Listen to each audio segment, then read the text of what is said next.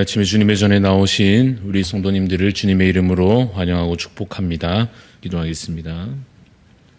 사랑의 주님, 우리의 모든 것 주께 드리는 헌신의 믿음이 우리 가운데 있게 하여 주시옵소서.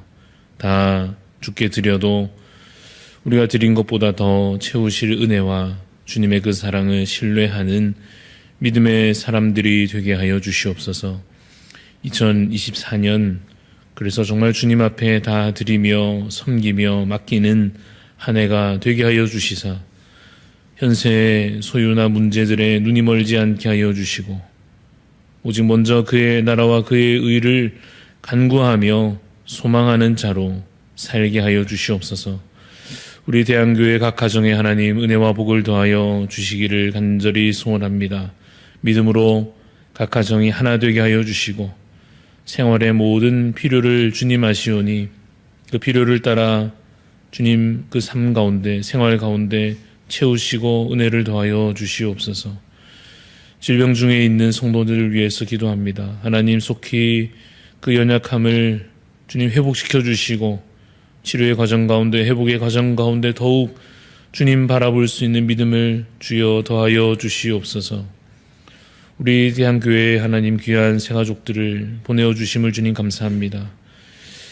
이분들이 정말 우리 대한가족 되게 하여 주시고 잘 정착할 수 있도록 하나님 무엇보다 믿음을 더하시며 또 사랑으로 우리 한 몸 될 수 있도록 주께서 우리 가운데 은혜를 더하여 주시옵소서. 우리 대한가족에 속한 태중의 아기로부터 노년에 이르기까지 우리 모든 성도님들의 믿음이 잘 자라가게 하여 주시사 그리스도의 장성한 분량에 함께 이르러 갈 수 있도록 주께서 인도하여 주시고 붙잡아 주시기를 소원합니다. 우리 직분자들 사명을 능히 잘 감당할 수 있도록 하나님 참으로 주 앞에 모든 그 마음과 삶과 시간과 물질과 그 모든 것 주께 받은 줄로 알고 믿음으로 헌신하는 자들 되게 하여 주옵소서. 우리 담임 목사님을 하나님 늘 영육간에 강건케 하여 주시사 말씀 가운데 능력 있게 하여 주시고 귀한 성도들 사랑으로 잘 돌아보기에 부족함이 없도록 하나님 은혜를 더하여 주시옵소서.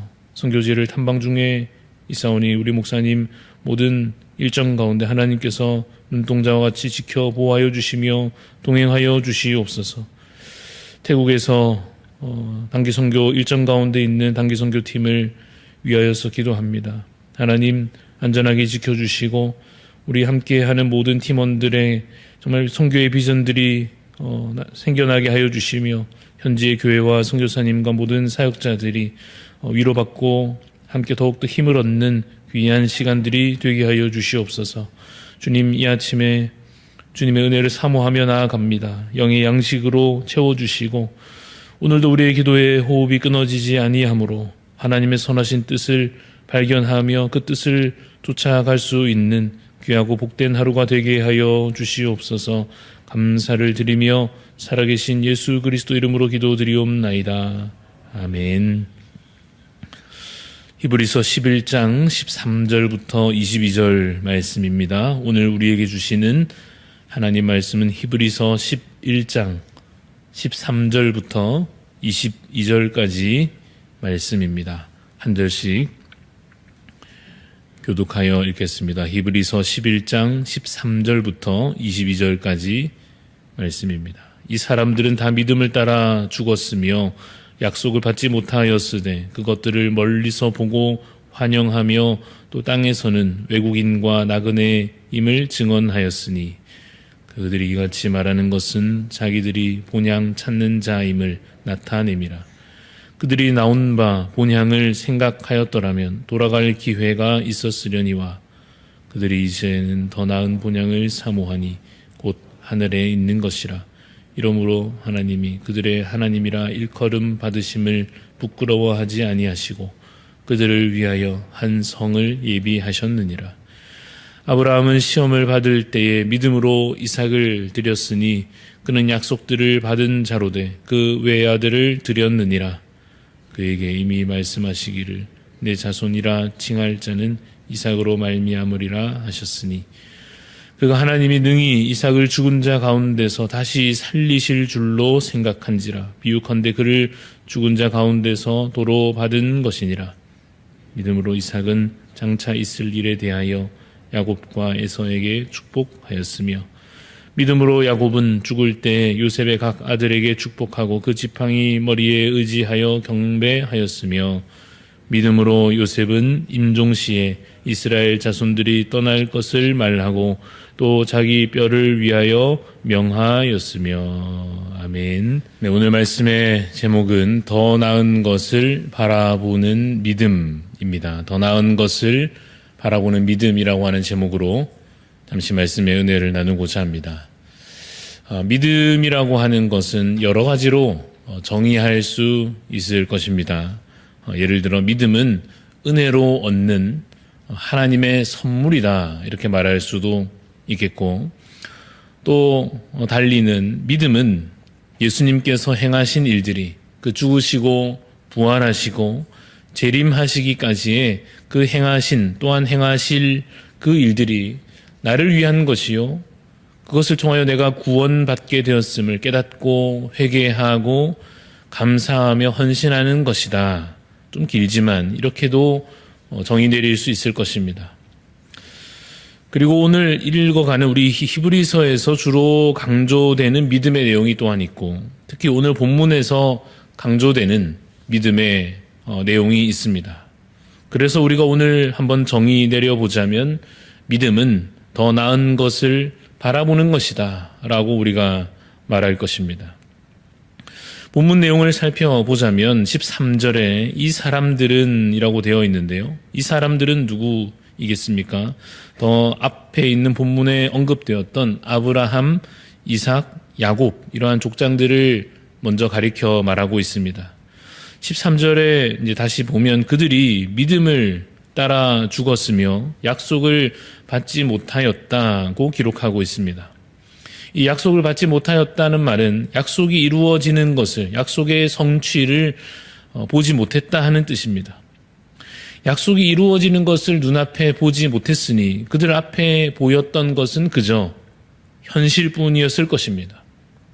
수많은 자손들을 주신다고 하나님께서 약속하셨지만 아브라함은 한 명의 아들도 제대로 없는 기간을 겪어야 했고, 이삭이 태어난 이후로도 수많은 자손들이 생겨나는 것을 사실 그가 보기 전에 그는 생을 마감해야 했습니다.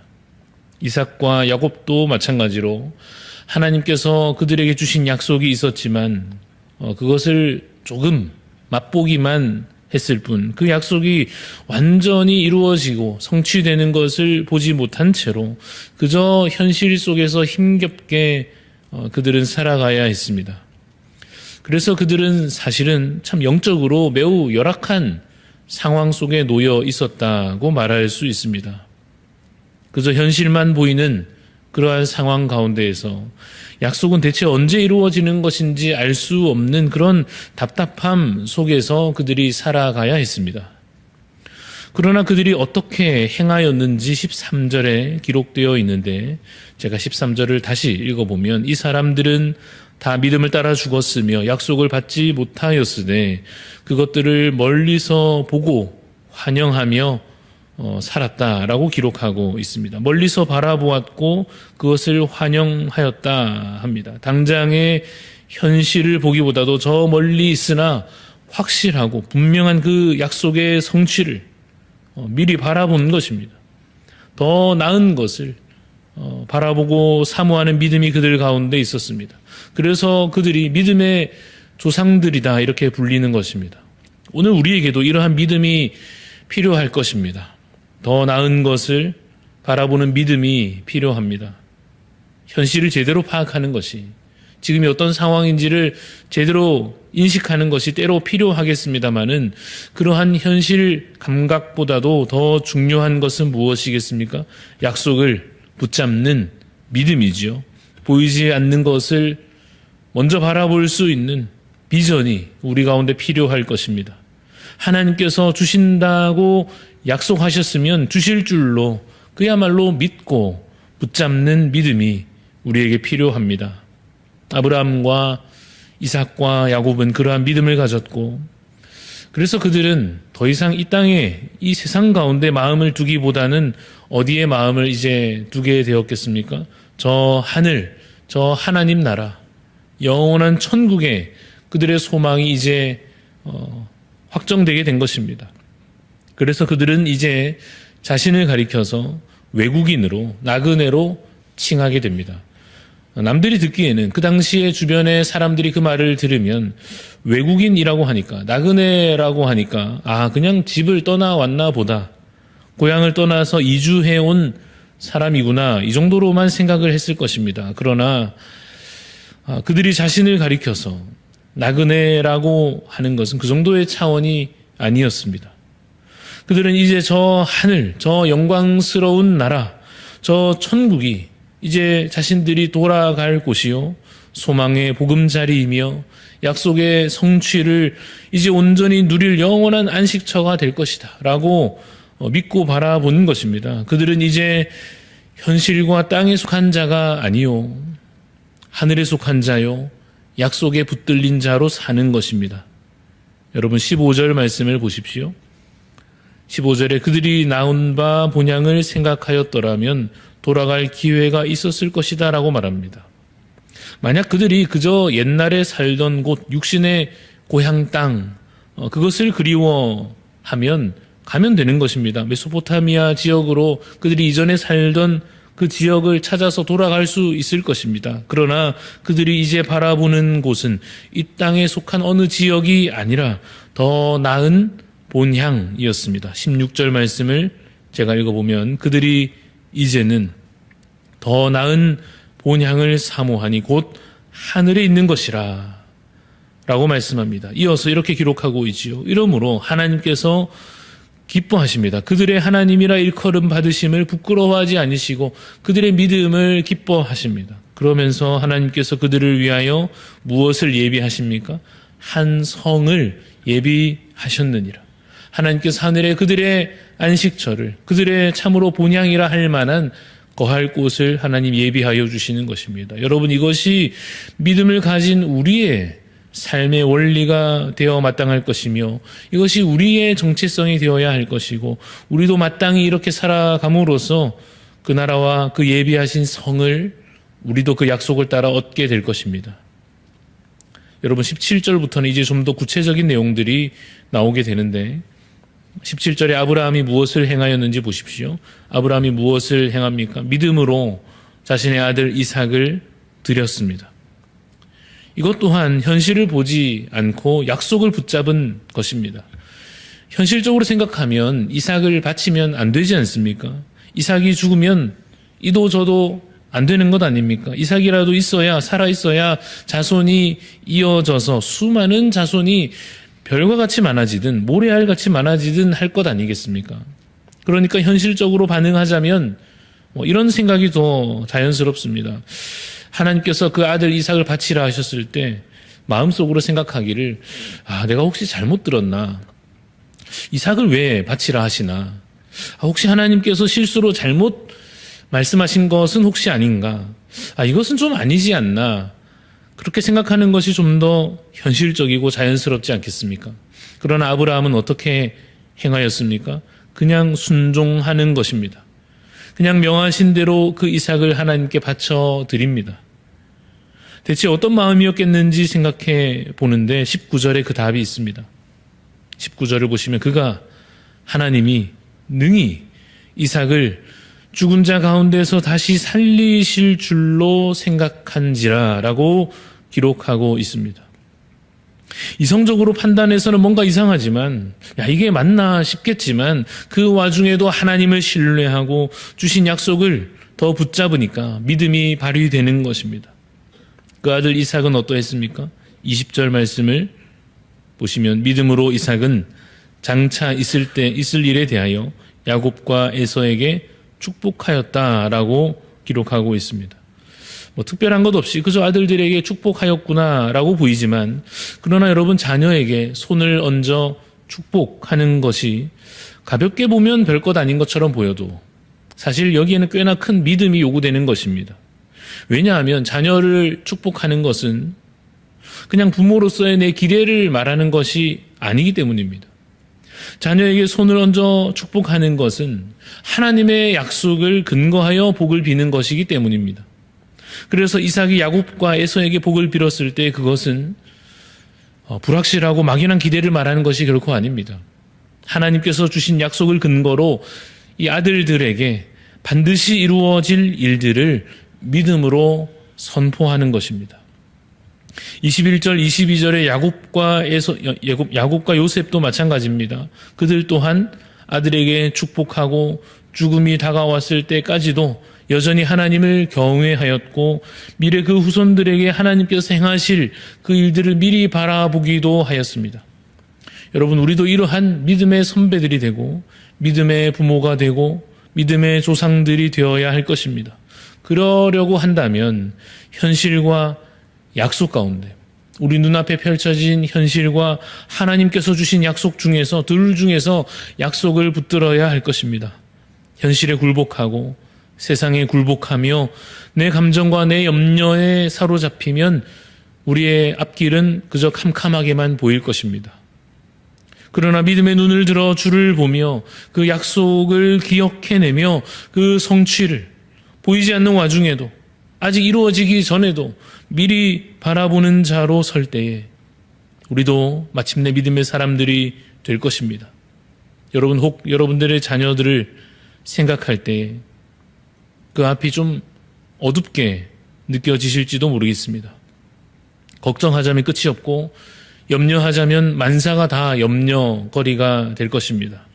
그러나 이제 다시 그들을 기쁨으로 축복할 수 있는 믿음의 선배로, 믿음의 부모로 그렇게 앞선 자들이 되시기를 바랍니다. 하나님께서 그들의 선한 목자가 되시며 하나님께서 그들의 아버지가 되어주시며 하나님께서 친히 그들의 하나님이 되어주실 것을 믿고 신뢰하시기를 바랍니다. 오늘 우리는 히브리서 말씀을 통하여 믿음에 대하여 나누고 있습니다. 믿음은 더 나은 것을 바라보는 것입니다. 광야를 걷다가 그저 그 메마른 광야를 쳐다보고 있으면 뒷걸음치고 싶을 것입니다. 그러나 그곳에서도 약속의 땅을, 하나님 주신 약속을 기억하며 그 가나안 땅을 바라보면 보이지 않으나 그것을 훨씬 미리 멀리 내다보면 믿음으로 행진해 나가게 될 것입니다. 사랑하는 성도 여러분, 더 나은 것을 바라보시기를 간절히 소원합니다. 우리 눈앞에 있는 현실이 더 생생하더라도 약속을 붙잡으시기를 바랍니다. 내가 너와 함께하리라. 내가 너를 붙들리라. 내가 영원히 너를 구원하여 너에게 복을 베풀고 영광과 존귀로 너를 채우리라 하신 그 약속을 오늘도 여러분 신뢰함으로 천국을 소유한 자로서 살아가시는 이 귀하고 복된 하루가 되시기를 주님의 이름으로 축원합니다. 기도하겠습니다. 하나님 아버지, 주님, 우리에게도 믿음을 더하여 주시옵소서.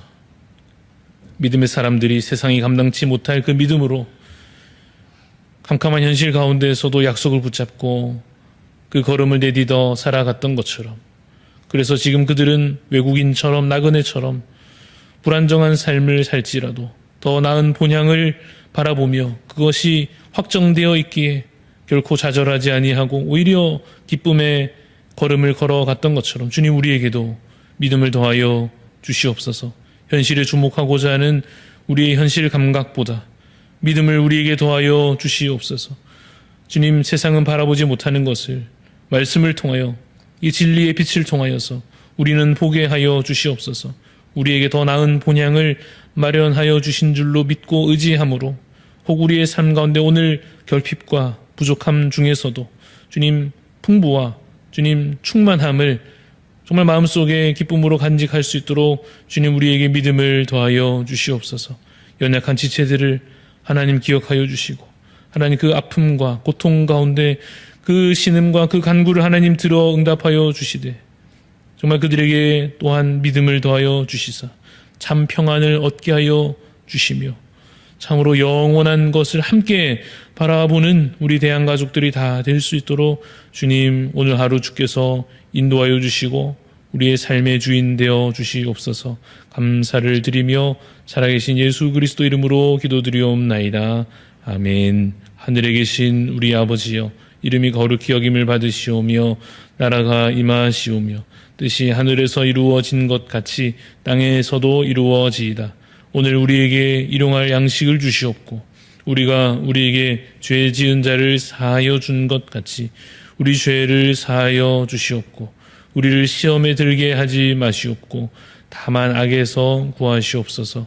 나라와 권세와 영광이 아버지께 영원히 있사옵나이다. 아멘. 오늘 우리 기도하실 때 우리 브라질 땅을 위해서 섬기시는 양성식 선교사님 위해서 기도하겠습니다. 여러 현지 마을들 이름이 있는데요. 벤다바우 마을, 봉인텐투 마을, 마이우르나 마을, 보이아우후아스 마을, 봉카빙류 마을, 마트세스 마을에 세워진 각 교회들을 위해서 기도해 주시고 각 지역에 세워지는 교회마다 복음의 역사가 일어날 수 있도록 또 신학교를 통하여서 주님의 귀한 일꾼들이 잘 세워져 갈 수 있도록 우리 양성식 선교사님 또 브라질 땅을 위해서 기도해 주시기 바랍니다. 우리 각자 또한 기도 제목 가지고 하나님 앞에 기도하며 나아가겠습니다.